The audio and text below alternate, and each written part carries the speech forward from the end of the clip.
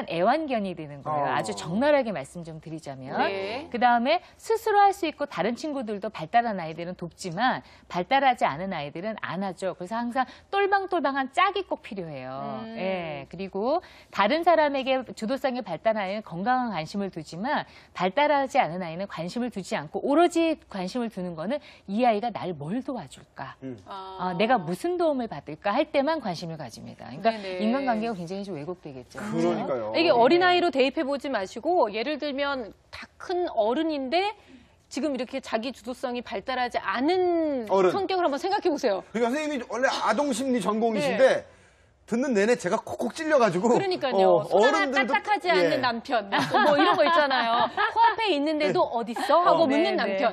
이게 아이가 정말 아이 때 이랬으면 커서도 이렇게 된다는 얘기잖아요. 네, 그렇게 네. 따지면 어디 가가지고 누구한테 정말 환영을 받겠습니까? 우리 아이를 정말 자기 주도성이 좀 갖춰진 아이로 키워야겠다는 생각을 더 많이 하게 되는데요. 맞습니다. 자, 그럼 여기에서 자기 주도성이 부족한 아이는 어떤지 저희가 화면으로 또 정리를 해봤습니다. 언제 어디서 무슨 일을 하든 계속 엄마를 찾는 아이. 아이가 집에 오는 순간부터 엄마는 아무것도 할 수 없고 아이의 요구만 들어주다가 하루가 끝나버리고 만다는데요. 과연 오늘은 괜찮을까요? 엄마 다녀왔습니다. 그래.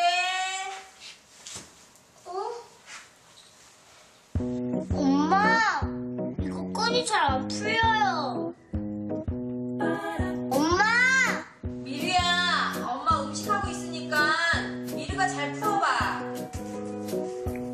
엄마, 안 돼요. 해주세요.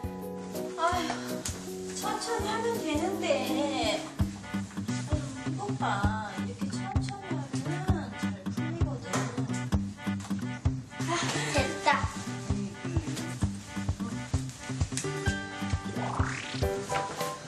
엄마, 퍼즐 같이 해요.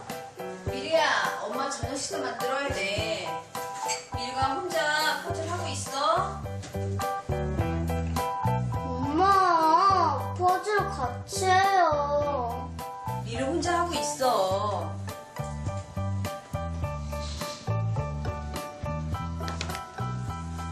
엄마, 이렇게 하는 거 맞아요?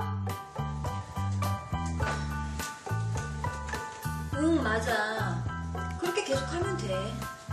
잘하고 있네. 엄마, 다음엔 어떻게 해야 해요? 미르야. 하루가 다르게 점점 커가는 우리 아이.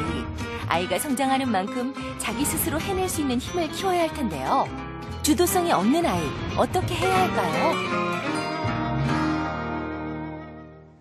그러니까 뭐 아이가 한 서너 살 때 당연히 부모의 도움을 받는데 받아야 될 나이인데도 그때 뭐 도움을 청한다. 그러면 당연히 해주는 게 맞죠. 근데 사실은 저렇게 좀 커서 학교도 다닐 학년기인데도 불구하고 엄마 이거 해주세요. 엄마 저거 해주세요. 그러면 엄마 입장에서는 야 내가 너를 30 넘어서까지 이걸 해줘야 되겠구나 이런 네. 생각이 덜컥 드실 것 같은데 네. 선생님 이 자기 주도성이 이렇게 키워지지 않은 데는 어떤 원인을 네, 저희가 네. 찾아볼 수 있나요?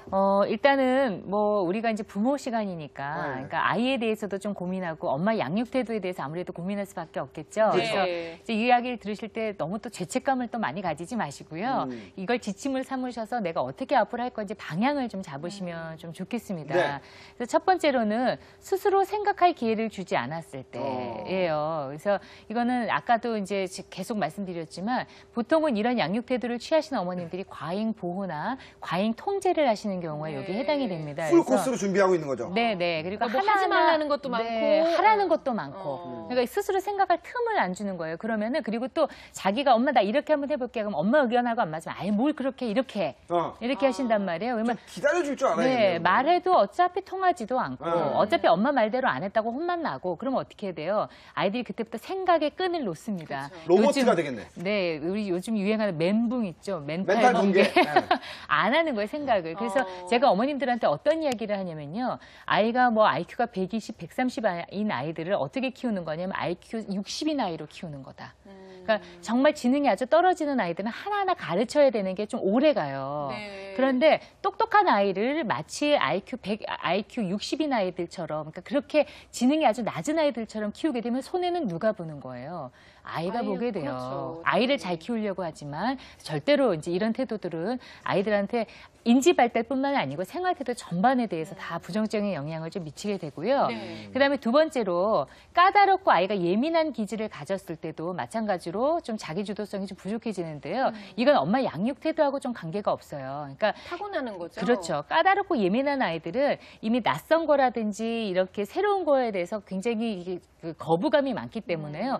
스스로 시도해 보려고 하는 동기가 다른 아이들에 비해서 부족합니다. 네. 그렇기 때문에 이런 아이들이 이걸 그대로 놔두거나 아니면 근데 엄마가 그러니까 이거 너무 안절부절하니까 엄마가 그래서 다 해줬다. 네. 이러면 이제 그야말로 최악의 궁합인 거예요. 이렇게 되면 자기 주도성이라는 것이 더 이상 발달하기가 좀 어려워지죠. 네. 그다음에 세 번째로는 이것도 아이가 가지고 있는 건데요. 주의 산만이나 충동성이 많이 나타날 경우에도 아이들이 주도성이라는 걸 발달하기가 어려운데요. 왜냐하면 이 아이들은 하는 것마다 실수네, 하는 것마다 어렵네.